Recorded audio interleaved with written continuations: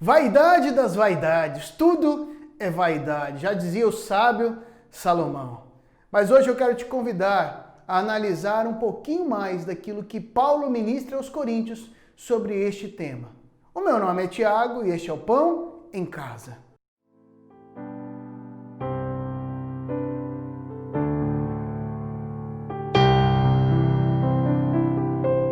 Paz do Senhor, amados, com grande alegria nós estamos aqui mais uma vez reunidos para nos aprofundar nas maravilhas da palavra de Deus. Hoje nós vamos dar continuidade ao estudo da primeira carta de Paulo aos Coríntios, no capítulo 4, a partir do versículo 6 até o final. Eu quero te convidar a acessar o card aqui em cima se você perdeu alguns dos estudos e você vai encontrar aqui as playlists da carta aos Coríntios e você pode então correr atrás do prejuízo.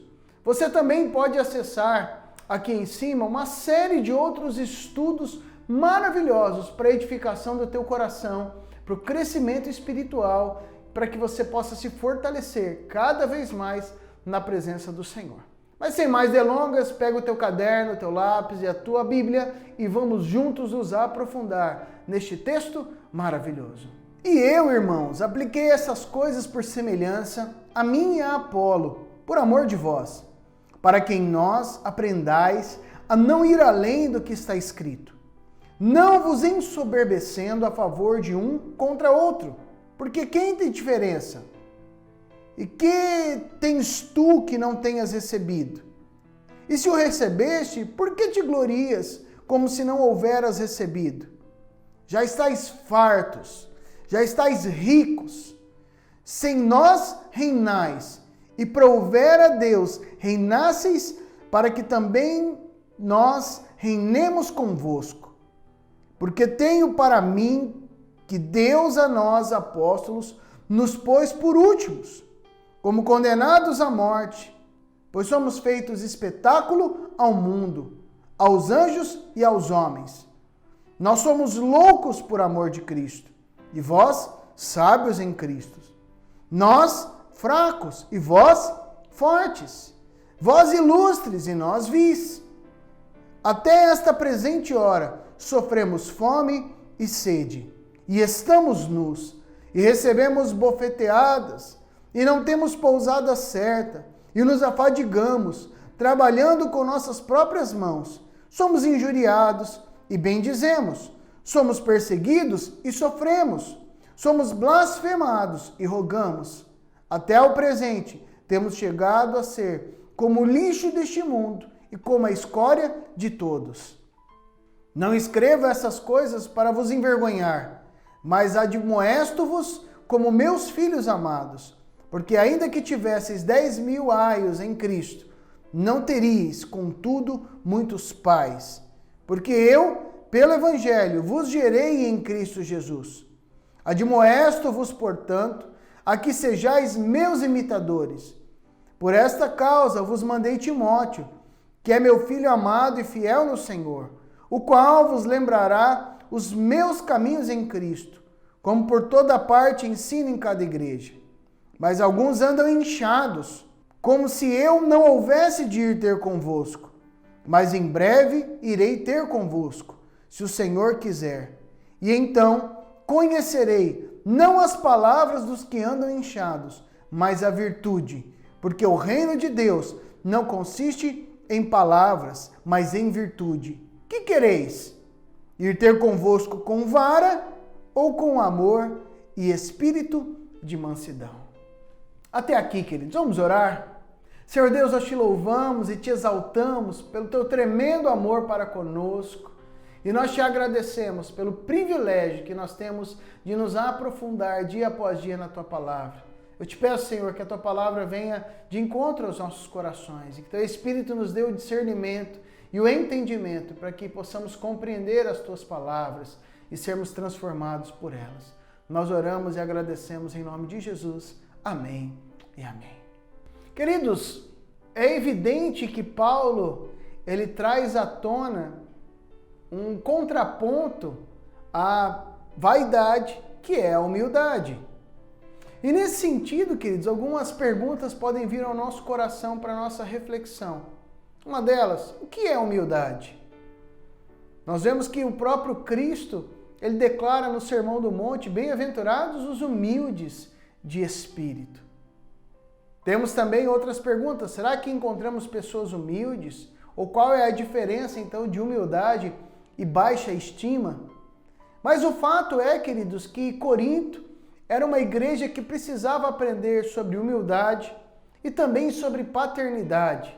Nós vemos claramente aqui nos textos Paulo sendo tanto quanto duro na sua ministração, justamente porque a igreja precisava acordar, deixar a vaidade e se tornar então imitadores de Paulo, logo de Cristo, tendo uma vida mais humilde.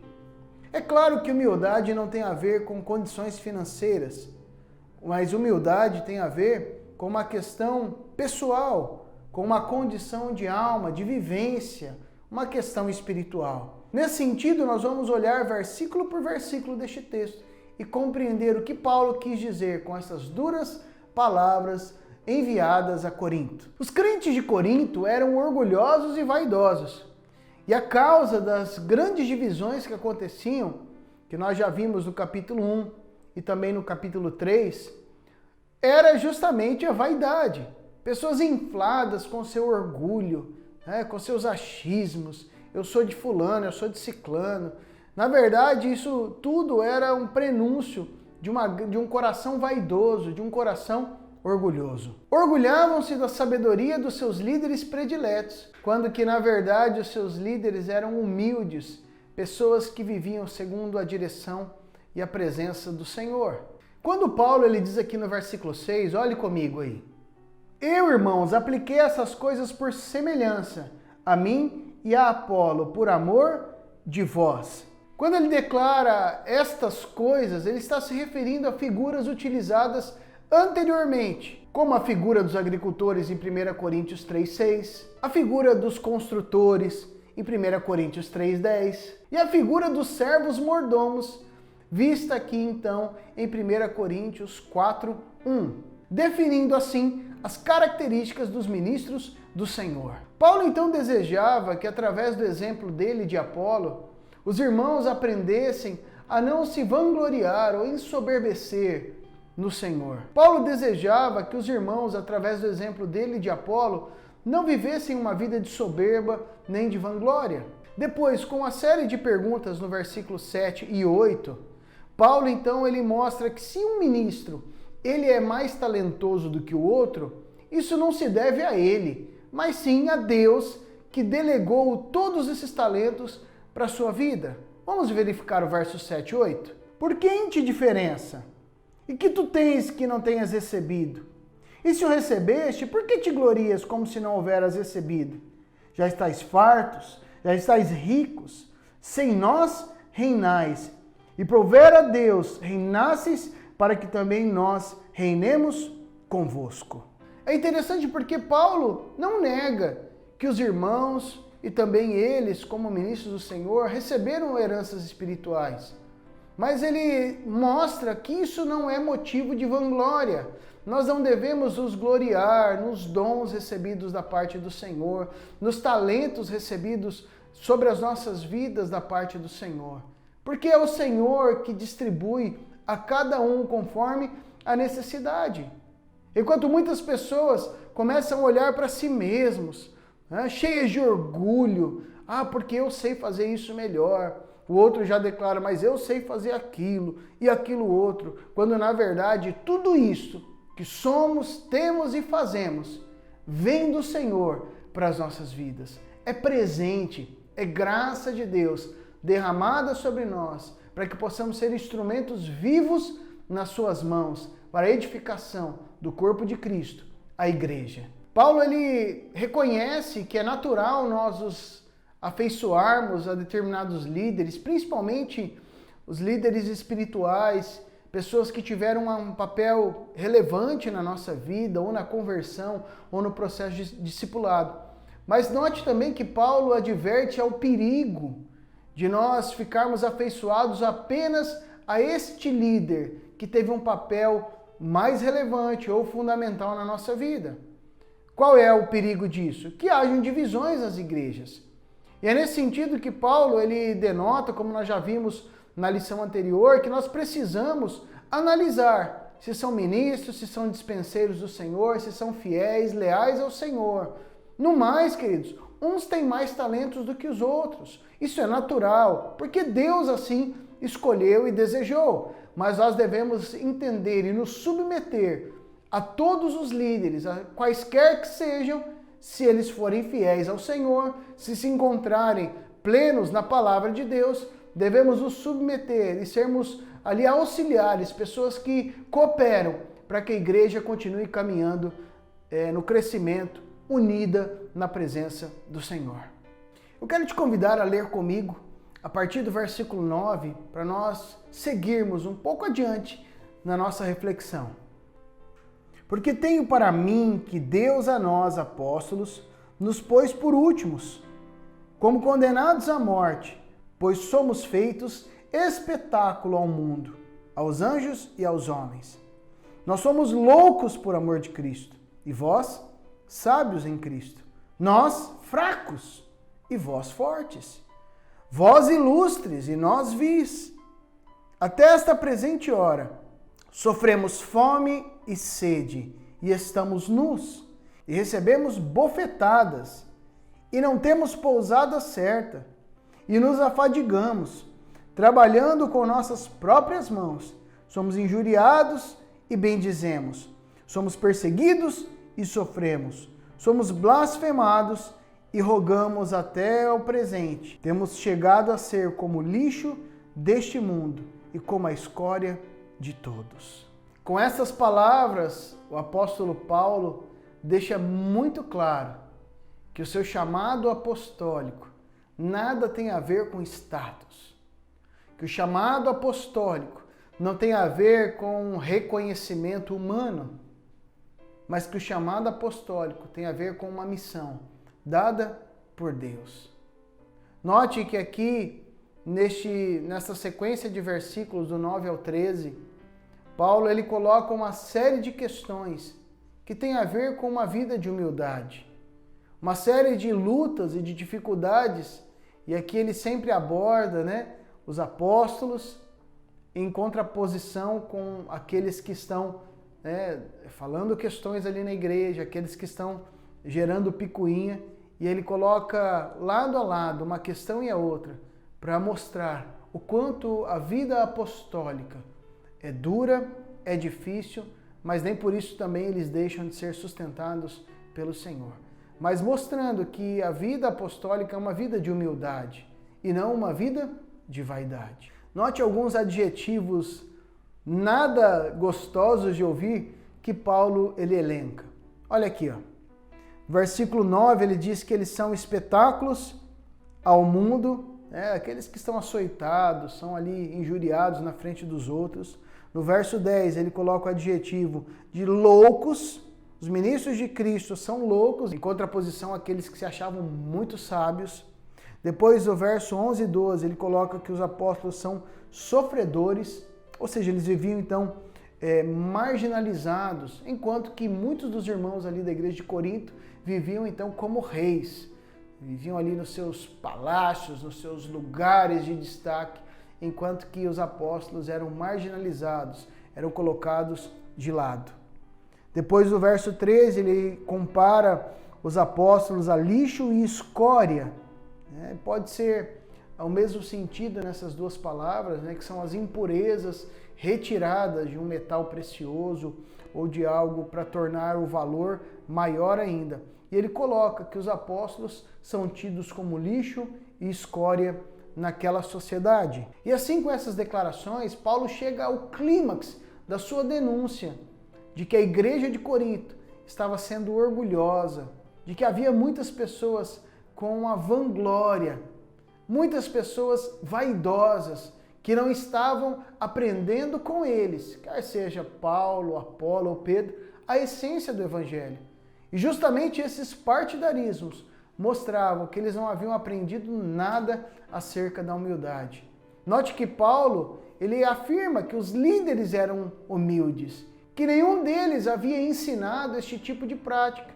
Enquanto os irmãos estavam nos seus palácios pessoais, vivendo as suas vidas ao bel prazer, suas divisões, as suas picuinhas, Paulo, Apolo, Pedro, o próprio Cristo, cada um havia ensinado, não só verbalmente, mas através das suas ações, uma vida de abnegação, de humildade e de entrega. O que Paulo outrora descreve os ministros cristãos como construtores, como edificação do Senhor, como dispenseiros, né? Paulo aqui ele utiliza a figura paternal, a figura de um pai espiritual. Vamos juntos acompanhar esse versículo? Não escreva essas coisas para vos envergonhar, mas admoesto-vos como meus filhos amados, porque ainda que tivesseis 10.000 aios, em Cristo não teríeis contudo muitos pais, porque eu, pelo Evangelho, vos gerei em Cristo Jesus. Admoesto-vos, portanto, a que sejais meus imitadores. Por esta causa vos mandei Timóteo, que é meu filho amado e fiel no Senhor, o qual vos lembrará os meus caminhos em Cristo, como por toda parte ensino em cada igreja. Mas alguns andam inchados, como se eu não houvesse de ir ter convosco, mas em breve irei ter convosco, se o Senhor quiser, e então conhecerei, não as palavras dos que andam inchados, mas a virtude. Porque o reino de Deus não consiste em palavras, mas em virtude. Que quereis? Ir ter convosco com vara ou com amor e espírito de mansidão? Queridos, com essas declarações, Paulo mostra o quanto ele estava insatisfeito, indignado e até afadigado e cansado, com essas ações e divisões de que alguns irmãos estavam vivendo e falando ali em Corinto. Não é à toa, talvez você possa pensar, nossa, Paulo exagerou. Não, querido, imagine você, o quanto Paulo ouviu, o quanto Paulo suportou dessas questões e encarou essas brigas e divisões e discussões vãs para ele chegar a este ponto de declarar este último versículo, né? E qual Paulo que vocês querem? O Paulo que vai com vara ou então o outro Paulo que vai mais calmo, mais manso? É muito trabalho, né, queridos? Paulo, utilizando a figura do pai espiritual, nos leva também a algumas reflexões, né? Quais são as características de um pai espiritual?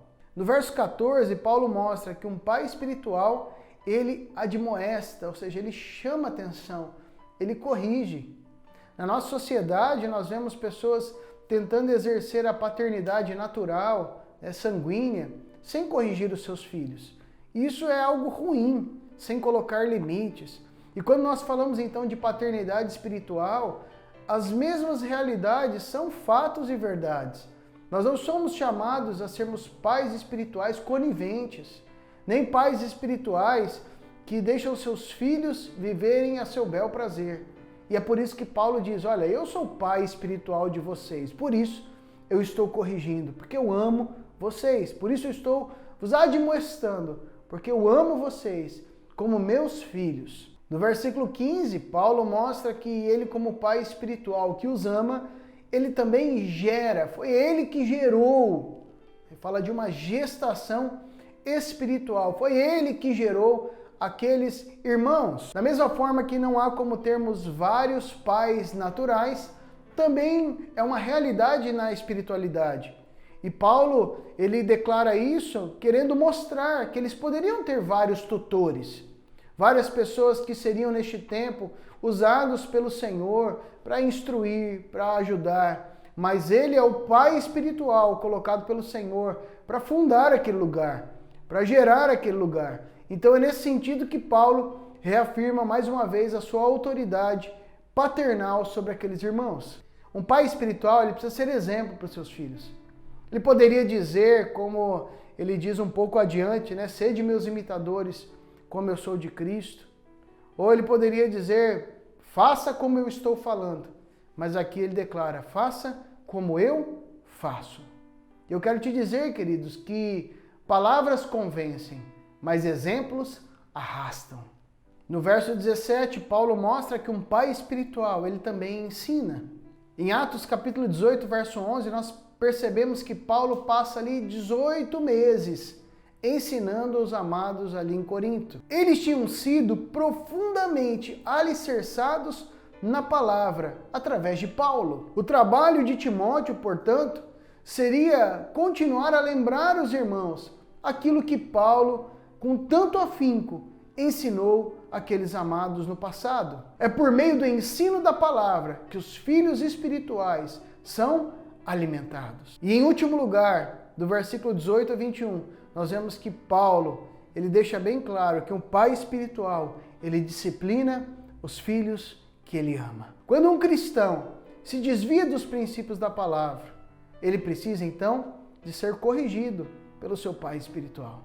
Alguns coríntios, queridos, haviam caído no pecado, estavam se orgulhando disso como que pudessem escapar do julgamento ou então de uma chamada de atenção por parte do apóstolo Paulo, por ele não estar presente. E aqui ele assegura que se o Senhor assim o deixasse, ele iria visitá-los e ele então trataria essas questões de pecados. E quando ele fosse, ele verificaria então o poder, ou a virtude desses tais orgulhosos.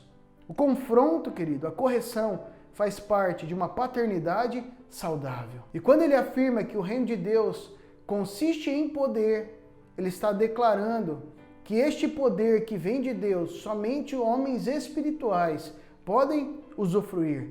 Não homens carnais, não homens orgulhosos, mas homens que são guiados pelo poder do Espírito. Homens que frutificam segundo o fruto do Espírito. Em último lugar, Paulo mostra que o tom da sua visita dependeria da atitude dos irmãos. Isso é muito interessante porque Paulo ele dá uma chacoalhada aqui na árvore, mas ele também deixa a possibilidade de os irmãos voltarem atrás, se arrependerem e mudarem as suas atitudes, para que quando ele chegasse lá, tudo já estivesse resolvido. Mostrando, queridos, que sempre há uma oportunidade, queridos, de nós voltarmos atrás, nos arrependermos e começarmos uma caminhada com uma espiritualidade saudável. David Prior, em seu comentário bíblico acerca deste texto, que tem como tema reis e mendigos, ele declara que todos os cristãos outrora são reis e outrora mendigos. Reis no sentido de que somos ricos em Cristo e a nossa riqueza é espiritual. Mendigos no sentido de sermos desprezados por este mundo. Vivemos, portanto, queridos, entre uma tensão entre esses dois mundos. A realidade espiritual de Cristo, onde somos reis e sacerdotes, e a realidade do padrão mundano, onde somos considerados lixos, como uma escória. E Paulo ele mostra que nós vivemos entre esta tensão. Ele diz em Filipenses, capítulo 1, versículo 29, porque vos foi concedida a graça de padecerdes por Cristo, e não somente de crerdes nele. Você já parou para pensar, queridos, que o próprio discipulado é uma forma de paternidade espiritual? E o Senhor nos convida, queridos, a abrirmos mão de toda vanglória, de todo orgulho, de toda soberba e também de toda vaidade, para que possamos assumir a nossa posição de servos diante do Senhor. E uma vez que nós assumimos a nossa função de servos e servas do Senhor, ministros e dispenseiros, dê qual adjetivo você quiser, destes que Paulo coloca aqui, nós podemos usufruir da possibilidade de sermos pais espirituais e sermos canais de bênção, de crescimento e maturidade, uns na vida dos outros, para a glória do Senhor. Eu quero te convidar a curvar a sua cabeça e fechar os teus olhos e apresentar a tua vida diante do Senhor. Se porventura há orgulho, há vaidade, há algo que tem te afastado do Senhor e te feito viver longe dos caminhos do Senhor, eu quero te convidar a colocar diante dele, para que o Senhor esteja trabalhando o teu coração e a tua vida. Vamos orar? Senhor Deus, nós apresentamos a nossa vida diante do Senhor e te pedimos que o Senhor sonde os nossos corações, vê se há orgulho, vê se há vaidade, Senhor, vê se há vanglória nos nossos corações, porque nós queremos viver, Senhor, a semelhança de Ti, Senhor, humildes na Tua presença, servos, dispenseiros de algo que não é nosso, mas vem do Senhor sobre as nossas vidas. Nos ajude, Senhor, a desempenhar, ó Deus, com humildade e tranquilidade, uma paternidade saudável, Pai. Que possamos ser servos uns dos outros, ajudando para que possamos crescer juntos no conhecimento e em maturidade na Tua presença. Assim nós oramos em nome de Jesus. Amém e amém. Queridos, que delícia nós encerrarmos mais um estudo juntos. Quero te pedir que você curta o nosso canal, compartilhe. Se você ainda não é inscrito, se inscreva, por favor. E que você também, querido, desfrute de muito mais que Deus tem nos dado através desse canal. Você pode aqui, nas playlists do Pão de Minuto, conhecer um pouquinho mais sobre outras curiosidades bíblicas e também passear um pouquinho nos outros temas que nós estudamos mais profundamente. No mais, querido, que Deus te abençoe e você tenha uma semana repleta da presença e da graça do Senhor.